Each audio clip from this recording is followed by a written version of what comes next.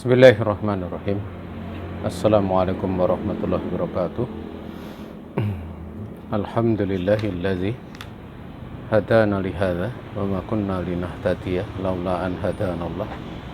Asyhadu an la ilaha illallah wahdahu la syarikalah wa asyhadu anna Muhammadan abduhu wa rasuluh sallallahu alaihi wa ala alihi wa sahbihi wa man walah wa man tabi'ahum ihsan ila yaumil qiyamah.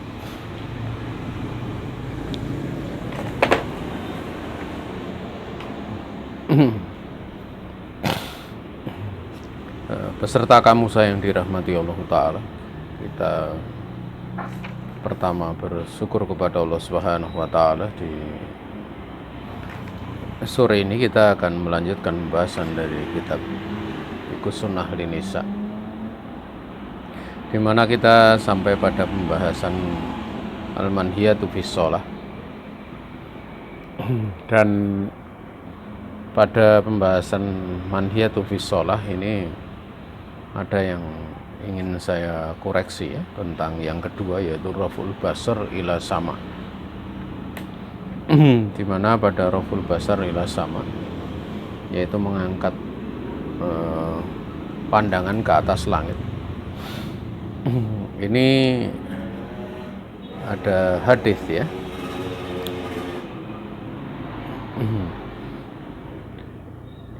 yang mana dalam hadis tersebut disebutkan layan tahiyanna aqwamun an raf'i absarihim inda du'a bis sholati ila sama aw latufhatanna absaruhum.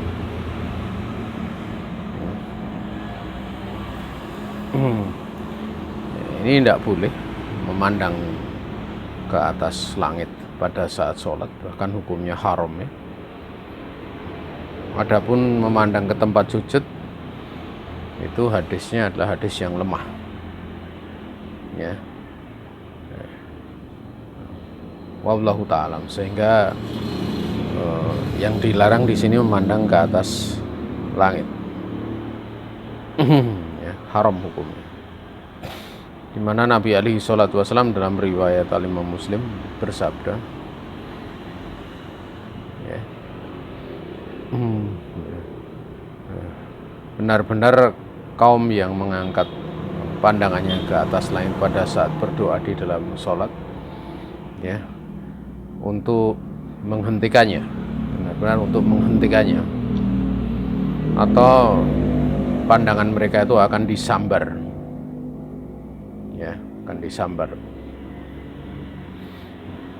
Makna diantara disambar itu ya bisa jadi dibutakan dan yang semisalnya ya. Sehingga ini menunjukkan tentang haramnya perkara ini ya. Lam di situ adalah lam taukid, nunnya juga nun taukid, bukan lam apa ya, lam amr ya, bukan lam amr. Karena kita tahu bahwa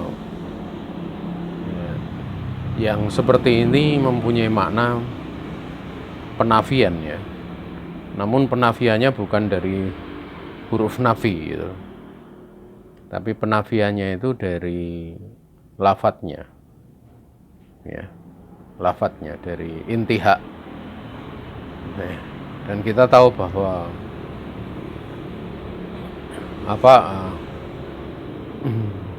ya, kalau dimaknakan kepada makna apa ya, ini maknanya adalah makna dari makna lafadznya intiha itu adalah nafyun gitu. Kalau dibawa kepada makna amr ya, lamnya kepada makna amr adalah jadinya adalah nahi. Tetapi pada konteks ini bukan konteks lam amr ya, tapi lam taukid. Sehingga di sini secara makna dimaknakan kepada makna nafi. Dan kita tahu bahwa di dalam bahasa Arab jumlah yang sifatnya nafi itu lebih dalam maknanya dibandingkan nahi gitu. Penafian itu lebih dalam maknanya dibandingkan pelarangan. Nahi. Ya. Karena ini menunjukkan bahwa seorang muslim ya, atau seorang yang beriman itu di dalam pelarangannya itu tersifati dengan sifat menjauhi dari perbuatan yang dilarang tersebut. Ya. Bukan dengan nahi tapi dengan penafian gitu loh. Ini lebih dalam maknanya. Ya. Ini koreksi untuk apa yang disampaikan karena kemarin sempat ada sak ya. Ya. Ya. Apakah di situ lamnya lam amr atau sebenarnya lam taukid gitu. Wallahu taala alam. Kemudian kita akan melanjutkan kemarin terakhir pada tasbikul asobi yang kelima, yaitu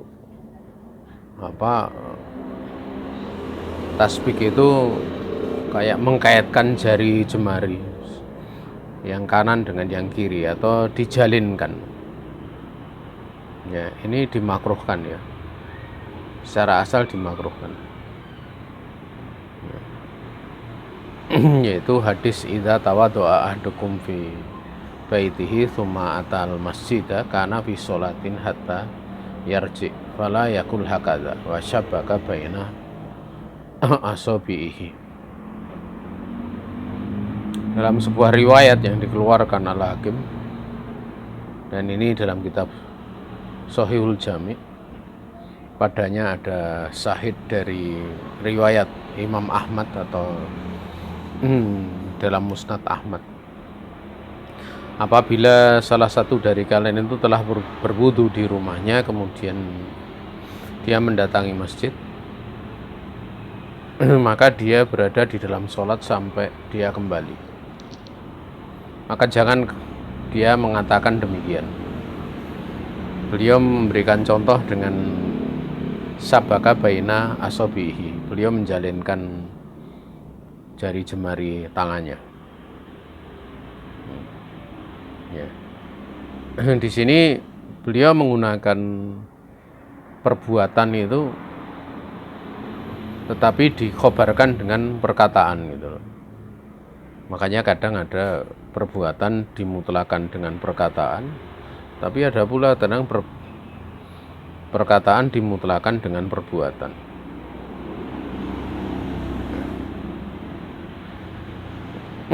Seperti misalnya Nabi alaihi salatu wasallam bersabda, kufa alaika hadza, tahanlah lisan kamu ini. Ya. Artinya perbuatan lisan atau lisan itu perkataan itu dibahasakan dengan perbuatan. Kufa alaika hadza, tahan lisan kamu ini. Tapi kadang Nabi alaihi salatu wasallam itu membahasakan perbuatan dengan perkataan. Seperti tasbih dikatakan jangan kamu mengatakan seperti ini. Padahal kan itu perbuatan, tapi beliau mengatakan fala yakul hakadza, jangan dia mengatakan seperti ini. Artinya di situ dibahasakan perkataan perbuatan dengan perkataan. Ya. Termasuk seperti ada seorang sahabat yang dia pada saat junub itu dia guling-guling di tanah. Ya. Maka Nabi alaihi salatu wasallam kemudian membahasakan perbuatan untuk tayamum itu dengan perkataan. Ya, padahal tayamum kan perbuatan. Beliau mengatakan yakfika antakul biyadaika hakada.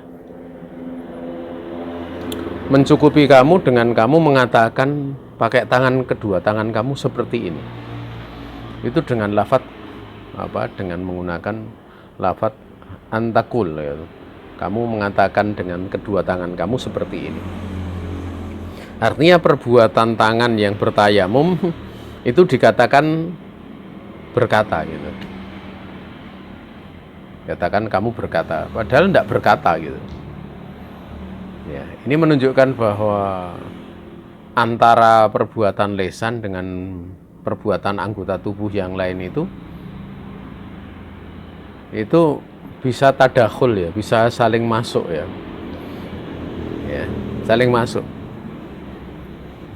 Makanya kalau dikatakan bahwa amalan lisan itu ya termasuk amalan anggota tubuh. Namun terkadang amalan lisan itu dikhususkan ya. Dikhususkan. Itu karena memang di dalam anggota tubuh itu yang paling mudah beramal ya lisan. Paling mudah beramal dibandingkan anggota yang lainnya. Tangan dan yang lain sebagainya. Makanya kalau orang bisa menjaga lisan ya dia akan bisa mengumpulkan banyak perkara. Ya, mengumpulkan banyak perkara. Makanya semakin orang itu berilmu itu mesti semakin lisannya hati-hati. Ya, semakin orang berilmu itu lisannya akan makin hati-hati. Dan dia akan bisa bertindak dengan tepat, baik dengan lisannya maupun dengan anggota tubuh yang lainnya. Contoh misalnya dalam pembahasan seputar masalah ghadab ya, marah. Diterangkan Syekh bin Baz bahwa salah satu bentuk marah karena Allah itu adalah al-ghadab inda ingkaril mungkar, yaitu marah pada saat mengingkari kemungkaran. Itu salah satunya adalah itu. Ya. Diterangkan Syekh bin Baz itu termasuk marah yang terpuji, tapi ranahnya itu enggak banyak ya. Karena biasanya marah itu konsekuensinya sesuatu yang tidak terpuji.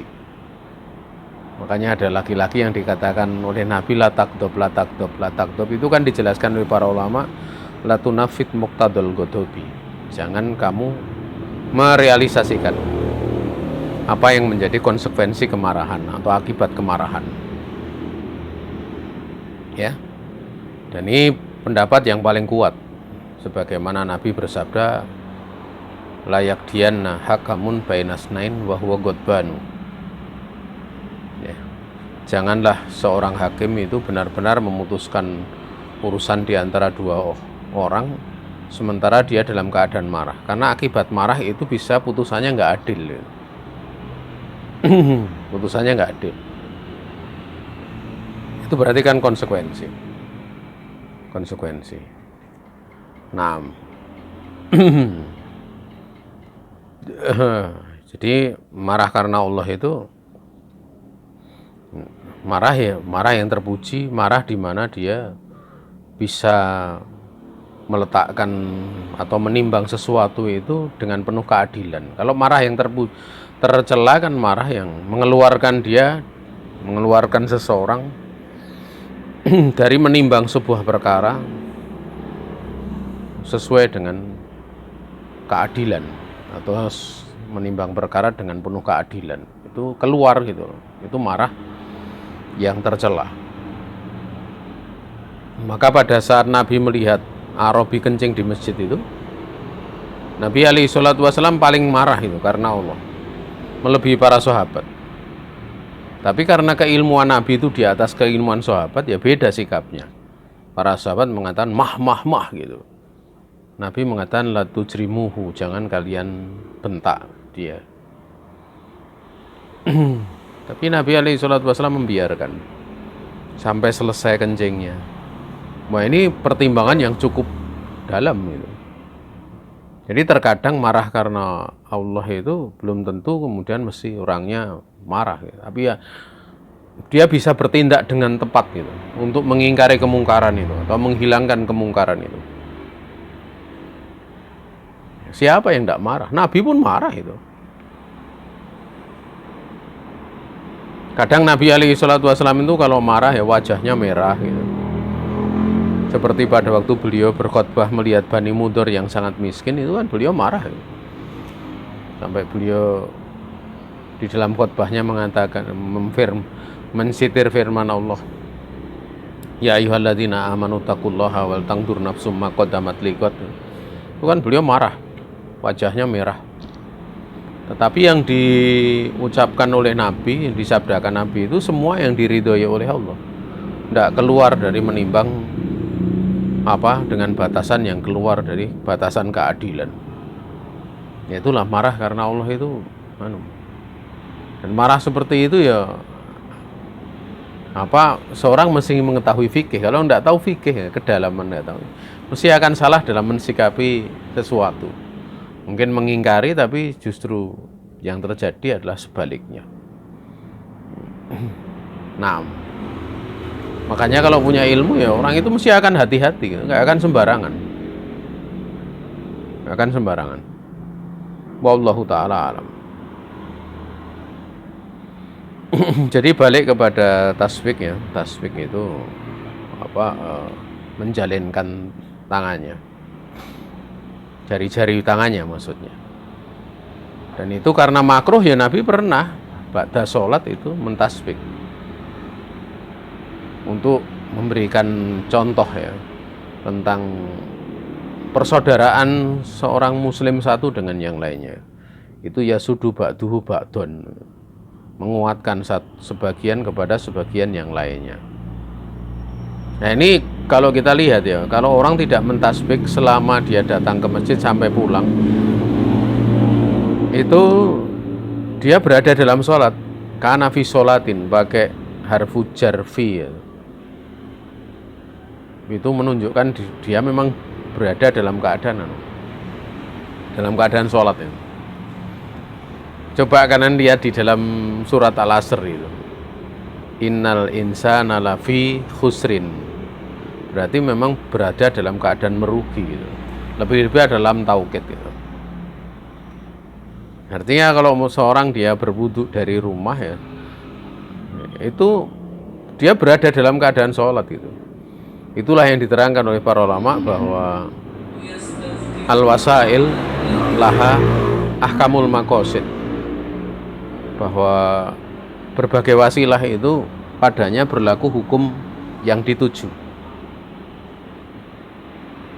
Hukum yang dituju. Maka Masya Allah ya, orang itu kalau misalnya ngadakan dia belajar di masjid ba'da maghrib itu ya, Masya Allah itu, atau ba'da subuh itu, sejak berangkat itu kan nanti sudah subuh, sholat subuh, mau untuk taklim atau mau sholat maghrib sekaligus taklim, itu Masya Allah itu.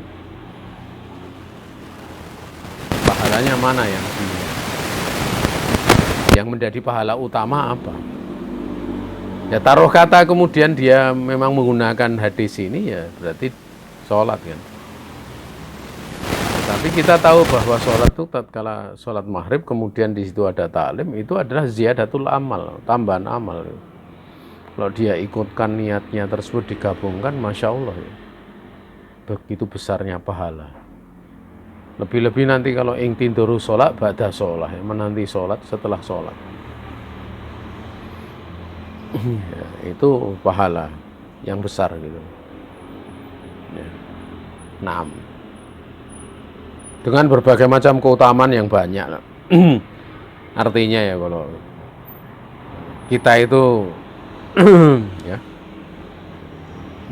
hidup kita itu kan sebenarnya berputar. Putaran di dalam kehidupan kita itu ya dulu bil ibadah atau fil ibadah. Kita itu berputar dalam beribadah terus. Mau sholat, mutaklim, taklim itu sifatnya memperbaiki ilmu kita, memperbaiki amal kita, atau juga mengingatkan ilmu kita kalau sudah pernah belajar. Gua menguatkan. Ya. Nah, kemudian yang keenam yaitu farqaatul asabi. Ini farqaatul asabi ini membunyikan ya. Atau kalau bahasa Jawa jetuti gitu.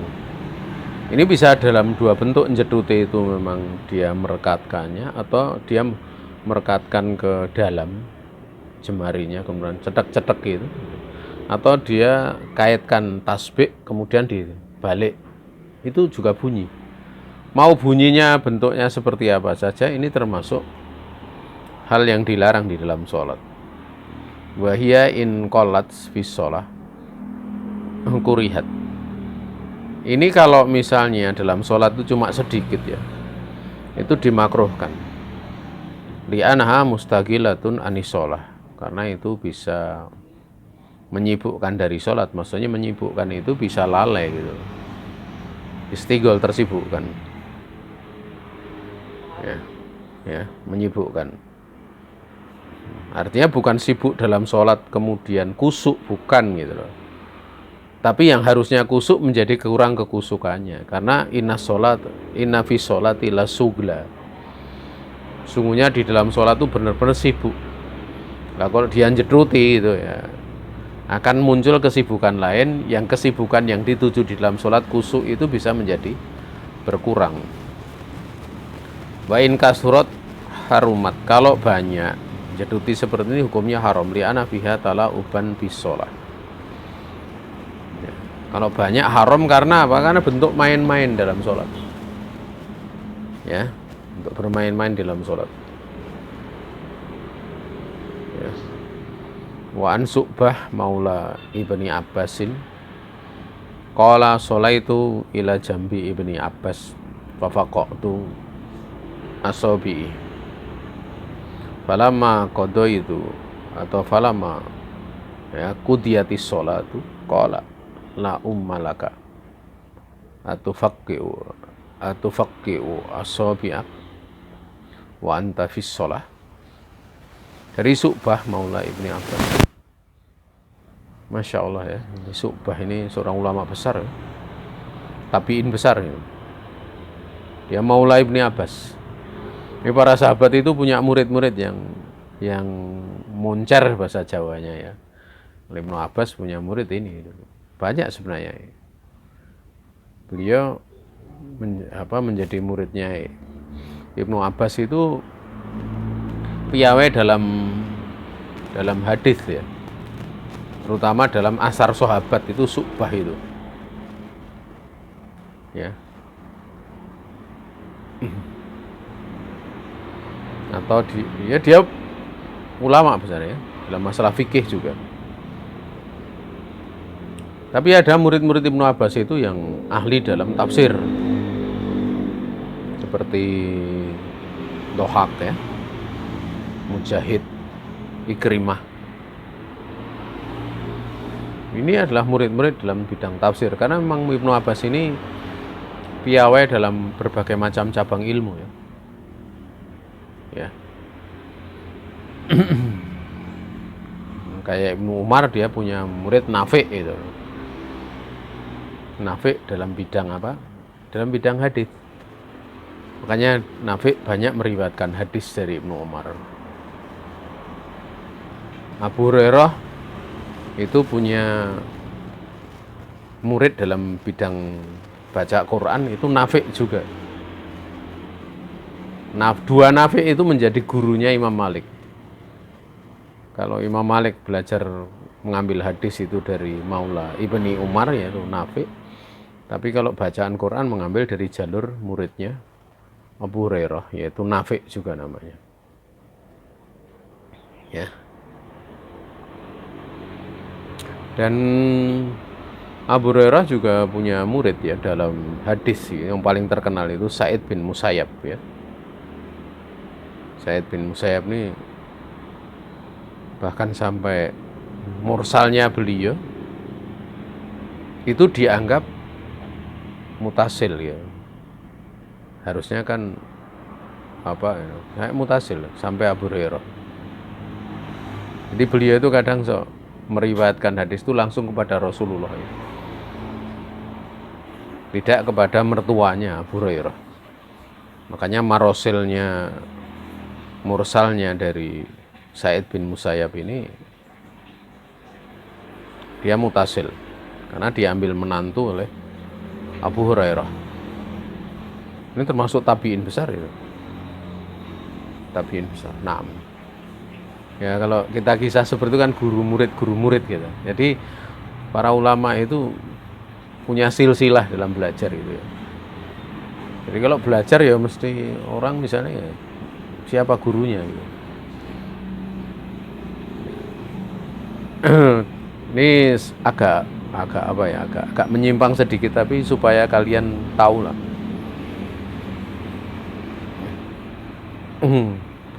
Ada jalur-jalur di dalam belajar itu, ada dengan semacam mulazamah juga ada yang melalui kuliah juga ada.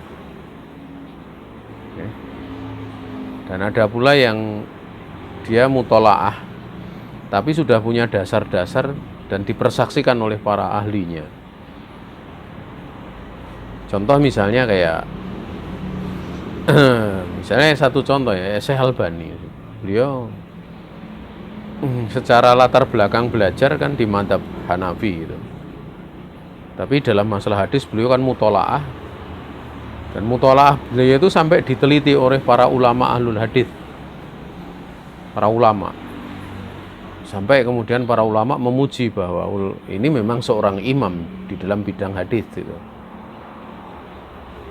Dan ada pula yang melalui mulazamah, belajar dengan terstruktur. Di masa kini ya salah satunya adalah Syekh Mukbil rahimahullahu ta'ala. Syekh Mukbil itu beliau alumni Ma'had Al-Makki ya, di Mekah sana. Itu yang sampai pada derajat Al-Muhadits. Di buku alumni tentang alumni ulama Ma'had Al-Makki itu salah satu yang disebut itu adalah Al-Muhaddits Syekh Mukbil dengan gelar Al-Muhaddits. Ya. Kalau yang melalui kuliah juga banyak ulama-ulama ahli hadis. Ya, belajar melalui jenjang kuliah. Juga banyak. Ya. Jadi bukan masalah sistemnya belajar ya, tapi yang penting itu belajarnya itu loh. Ya. Biasanya kalau melalui lembaga kan nanti akan keluar gelar-gelar gitu. Yang gelarnya itu biasanya ini S1, S2, S3 gitu. Tapi kalau dari mulazamah itu biasanya ya tidak ada gelar-gelar seperti itu, beda lagi. Ya. Tapi dia dikenal gitu loh, sampai dapat lakop yang tinggi gitu loh. Ya. Ataupun seorang mutolaah kemudian dipersaksikan oleh ahlinya kalau dia punya kemampuan wallahu ta'ala alam. Maka ini kan guru ya, kita kadang ingat ya, saya kenalkan saja di antara para ulama yang guru murid itu ya, kita sering mendengar Ibnu Hajar Asqalani. Ibnu Hajar Asqalani itu punya guru yang cukup mumpuni ya. Salah satu yang paling nampak itu Ibnul Mulakin namanya. Ibnul Mulakin. Dan beliau juga punya guru yang sering disebut Al-Haythami. Bukan Al-Haytami pakai tapi Al-Haythami pakai ta. Dan itu orang banyak rancu ya antara Ibnu Hajar Al-Haytami pakai ta dengan Al-Haythami pakai ta. Itu dua ulama yang berbeda. Dan sering kadang disebut Al-Haythami itu sebenarnya nggak pakai Ibnu Hajar gitu. Tapi sering dikatakan Ibnu Hajar Al-Haythami, ada yang salah seperti itu. Padahal Al-Haythami itu tobakotnya di atas Ibnu Hajar. Dia salah satu dari gurunya Ibnu Hajar Al-Asqalani. Kemudian Ibnu Hajar Asqalani itu punya murid lagi yang terkenal, salah satunya As-Sakhawi. Ya. Juga punya murid yang sangat terkenal di kalangan madzhab Syafi'i, itu Zakaria Al-Ansori. Nah, Zakaria Al-Ansori inilah yang punya murid namanya yang sering dikenal dengan Ibnu Hajar Al-Haytami, bukan Al-Haythami tapi Al-Haytami. Jadi kalau dirunut itu Ibnu Hajar Al-Haytami itu dia adalah murid cucu dari Ibnu Hajar Al-Asqalani. Ini ranahnya ini. Ranahnya urutannya seperti itu gitu. Nah, ini ulama-ulama besar. Nah, ulama besar itu ya dari berguru pada yang seperti itu. Jadi kenal gurunya gitu. Ya. Makanya kalau seorang ya misalnya itu misalnya dia punya ilmu atau seorang dia belajar ya bisa diketahui gitu. Gurunya siapa gitu. Itu aja. Karena asanatu minatin ya. Sanat itu bagian dari agama. Sanat itu bagian dari agama. Kemudian farqaatul asabi ini balik lagi. Wahia tadi sudah ya. Ya. Maka di sini Su'bah di sini Maula Ibnu Abbas berkata, aku sholat di sisi Ibnu Abbas. Kemudian aku ini merenggangkan jari-jariku sampai berbunyi gitu. Jedruti itu. Tatkala selesai sholat sudah selesai, kemudian beliau ini berkata, tidak ada ibu bagimu, artinya celaka kamu itu. Apa kamu jedruti atau kamu membunyikan jari-jari kamu sementara kamu sholat? Ini adalah pertanyaan, namun soal lil istingkar namanya. Pertanyaan untuk mengingkari. Apa kamu tadi jedruti dalam sholat? Di sini tidak perlu ada jawaban karena sudah diketahui maknanya adalah untuk mengingkari. Gitu. Jadi maknanya untuk mengingkari. Kemudian yang selanjutnya adalah iltihafu bisaub baca lu yadain min dakhili. Batar kau atas judu hakadha. Ya. Ya, iltihaf itu ya semacam apa ya? Ya, apa istilahnya? Berselimut ya. Kayak berselimut itu.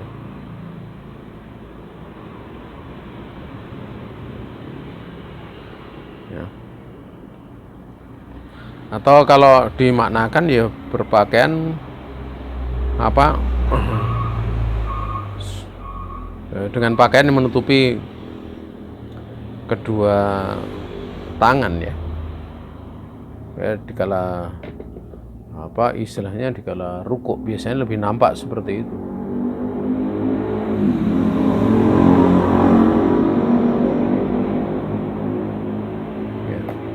Biasanya paling nampak dikala rukuk, juga kadang dikala sujud ya, kayak menghampar gitu. Itu berselumut dengan pakaian dan menjadikan kedua tangannya itu ada di dalam.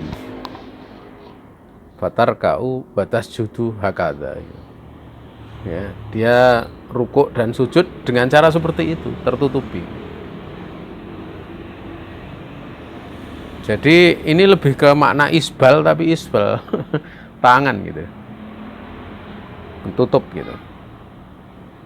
Di hadis Abi Hurairah, anna Rasulullah SAW naha anis sadl fi shalah. Didasarkan pada hadis Abi Hurairah bahwa Rasulullah SAW melarang dari sadel di dalam sholat. Sadel itu tadi menyelimuti. Wasadel huwa tal tahifi bisau biki watut khili yadaiki min dakhilin fatar kai watas judi wahwa kadzaliki. Sadel itu engkau ya, seorang wanita, engkau menselimutkan dengan pakaian kamu dan kamu masukkan di tangan kamu itu dari arah dalam pakaian itu. Kamu rukuk dan sujud dalam keadaan yang demikian. Ya. Ini bagaimana hukumnya? Apakah itu hukumnya haram atau hukumnya sebenarnya makruh? Wallahu ta'ala dalam perkara ini hukumnya adalah karohah ya, ataupun makruh ya.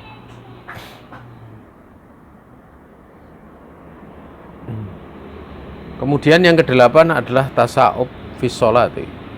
Tasawuf itu menguap ya, menguap di dalam sholat. Wala yajuzu tamadi fihi. Tidak boleh untuk kemudian dia melakukan terus-menerus seperti itu ya.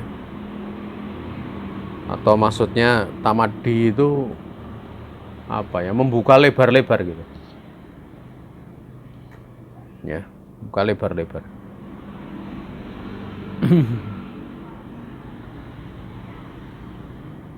Itu tidak diperbolehkan. Bal yajibu man'uhu biwad'il yaddi alal fami. Bahkan yang wajib itu dia menahan dengan meletakkan tangan di depan mulut. Didasarkan kepada hadis Abu Hurairah, anna Nabi alaihi salatu wasalam qala atasa'ubu minasyaitan fa idza tasya'aba ahadukum falyaqdhim mastata. Ya. Menguap itu datang dari syaitan. Maka apabila salah satu dari kalian itu menguap, hendaklah dia menahan dengan segenap kemampuan yang ada.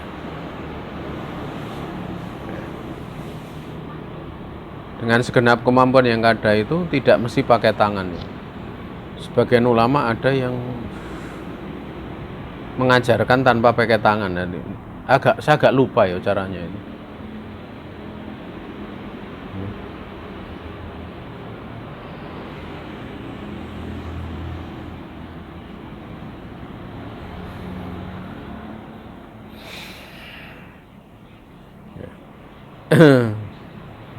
Atau bisa pula dengan tangannya ditutupkan. Apakah dia menutup itu dengan telapak tangannya ke arah mulut atau pada punggung tangannya? Yang lebih menutup adalah dengan telapak tangannya dan bukan dengan punggungnya. Tapi kalau ada yang menutup dengan punggungnya, itu kita tidak mengingkari. Ya, tidak mengingkari. Dalam hadis Nabi dikatakan falyaqdhim. Falyaqdhim itu makna kadzoma itu adalah katama, menyembunyikan atau menahan. Sebagaimana Allah berfirman wal kadhiminal ghaidz. Dan orang-orang yang menahan marah, dia tahan, dia sembunyikan. Disembunyikannya, kalau dimaknakan kepada menguap itu, menyembunyikannya bisa dua ya. Artinya ditutupi agar tidak terbuka mulut. Tidak terbuka mulut itu bisa dengan mulutnya dikatupkan atau ditutupi dengan tangannya ya. Atau makna yang kedua, bahwa apa yang menjadi kelaziman mulut itu terbuka adalah juryanus saut, mengalirnya suara. Maka dilarang untuk menguap itu sampai keluar suara, karena setan akan mentertawakannya. Jadi di atas dua makna itu, ya, di atas dua makna itu.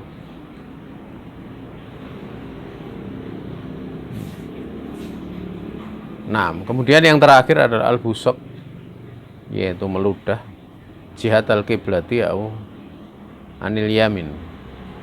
Jadi meludah ke arah kiblat atau ke sisi kanan. Di hadis Jabir qala Rasulullah alaihi salatu wasallam inna ahadakum idza qama yusolli fa innallaha tabaraka wa ta'ala qibala wajhi fala yabsuqanna qibala wajhi wala an yamini wal yabsuq an yasari tahta rijlihil yusra. Fa in ajal tabihi baridatan falyakul bisaubihi hakadha summa tawa taubahu ba'dahu ala ba'din. Di dalam riwayat yang dikeluarkan oleh Imam Muslim ya, dari hadis Jabir, dia berkata Rasulullah SAW bersabda, sungguhnya salah satu dari kalian ketika sholat, sungguhnya Allah Tabaraka wa Ta'ala itu ada pada arah yang di depannya, qibala wajah, maka janganlah dia meludah ke arah depannya, dan jangan pula dia meludah ke arah kanannya, namun hendaklah dia meludah pada sisi kirinya, di bawah bagian kaki kiri ya. Dan apabila dia ingin mempercepat agar supaya ludah itu kering, dia bisa mengucapkan, maksudnya dia bisa mengucapkan dengan pakaiannya itu, maksudnya melakukan pada pakaiannya demikian. Artinya dia ludahkan ke pakaian, kemudian pakaiannya dilipatkan sebagian kepada yang lain. Kalau bahasa kita dikucek gitu ya. Kita tahu bahwa pakaian itu kan dianjurkan dibersihkan gitu, bersihkan. Sementara ludah itu kan kotoran. Tapi kalau kemudian dikucek seperti itu, kotorannya itu menjadi sedikit ataupun tawar. Ya, ataupun tawar.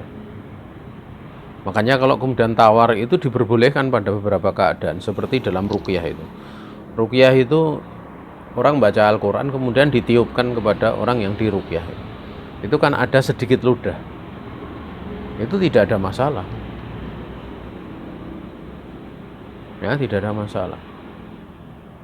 Ya. Makanya ya, memang ada fatwa di kalangan para ulama di masa kini ya, tidak bolehnya kita itu menjilat dengan jari kita untuk membuka mushaf ya. Jadi misalnya kayak mushaf itu, karena ada busok ya, ada ludah yang terkena mushaf itu. Terus sebagian ulama di masa kini tidak memperbolehkan. Tapi kalau sesuatu yang yasir yang kita tahu tadi ya, di mana bacaan Al-Quran kemudian ditiupkan ya, di situ ada sisi yang dimungkinkan tidak sampai pada derajat haram ya. Wallahu ta'ala, itu pembahasan yang terjadi silang pendapat di kalangan para ulama ya.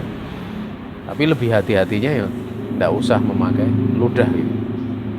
Karena ludah itu kotoran ya, kalau sudah keluar dari mulut itu menjadi kotoran ya. Dan di situ juga ada sisi pandang, dibedakan sedikit dan banyaknya, sedikit banyaknya.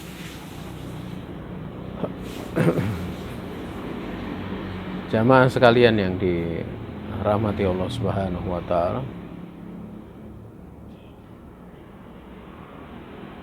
ya.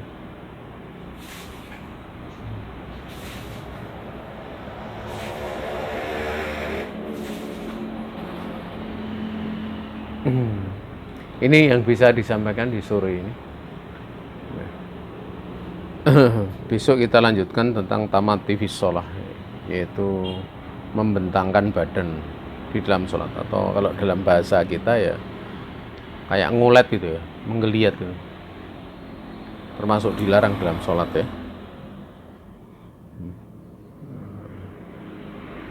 Ada salah datang dari pribadi diri saya sendiri dan dari syaitan, saya istighfar kepada Allah Subhanahu wa Ta'ala. Ada benar semata-mata keluasan rahmat Allah Ta'ala yang diberikan kepada kita. Waktu dan tempat saya kembalikan kepada pembawa acara.